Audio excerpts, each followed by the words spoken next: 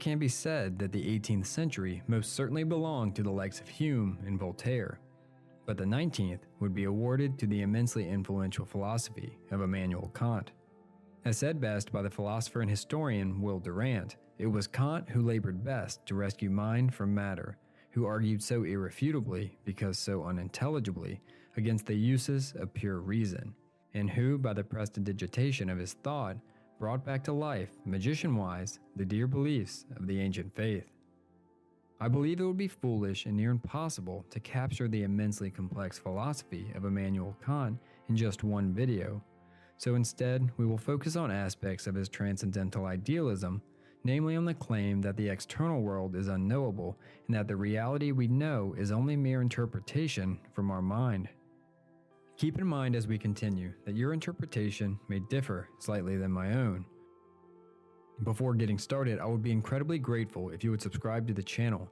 I post videos relating to Eastern and Western philosophy every week. I would like to begin with a quote from Kant himself. He said, "All our knowledge begins with the senses, proceeds then to the understanding, and ends with reason. There is nothing higher than reason." Beneath the surface of this statement from Kant, there is much to unpack. First, that there are two distinctions of knowledge that must be understood: knowledge that is a priori and knowledge that is a posteriori. A priori, meaning in Latin from the former, refers to knowledge that can be known without experience or data from the senses. A prime example of this, as said by Kant, is mathematical equations, for we cannot conceive that 2 plus 2 can or ever will in this world or any other equal anything but 4, because 2 plus 2 and 4 are one and the same expressed differently. Likewise, we cannot begin to think that the shortest distance between 2 points will ever be anything but a straight line. A posteriori, meaning in Latin from the latter, refers to knowledge gained through sensory experience and cannot be understood independently of reference to sensory knowledge. For example, the statement, "My dog is black," would not be knowable without first gaining sight confirmation of his black color. This knowledge, unlike a priori knowledge, is subject to change upon one gaining broader evidence. Second, we move to the senses. For Kant said, all knowledge begins with the senses. In order to understand Kant, we must understand the terms phenomena and noumena as he understood them. He believed that all objects can be categorized as one or the other.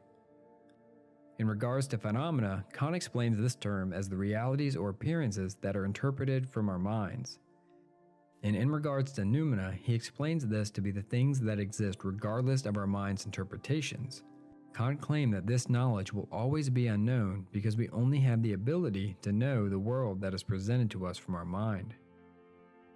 Kant does not mean to convey that an external world outside of our mind's personal perception does not exist, but only that our mind limits reality.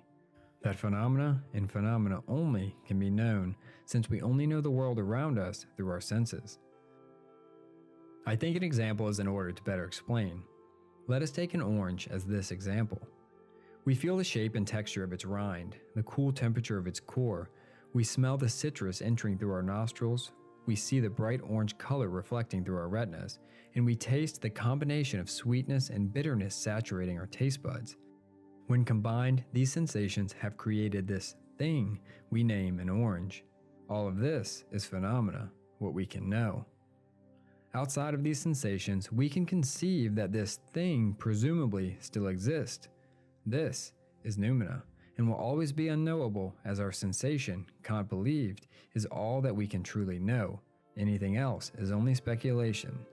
This is the limitation of the mind. He believed that speculation about noumena should be avoided and said that metaphysics is a dark ocean without shores or lighthouse, strewn with many a philosophic wreck. Instead of this speculation, we should spend our hours examining our own mental abilities and how they relate to what we perceive in our own personal reality. By this self-examination, he thought we would learn more about important philosophic questions. With this view of metaphysics, I suppose Kant, as said by Durant, did not foresee that the greatest of all metaphysical tempests was to be of his own blowing. The effort to answer these problems that transcend sense experience Kant calls his transcendental philosophy, and is not so much concerned with the objects as with our a priori concepts of objects. Even so matter-of-fact a man as Schopenhauer and rabid a heretic as Nietzsche accepted him, and looked upon his reduction of the world to mere appearance as the indispensable preliminary of every possible philosophy. In future videos, I plan to expatiate on this as well as other aspects of Kant's philosophy.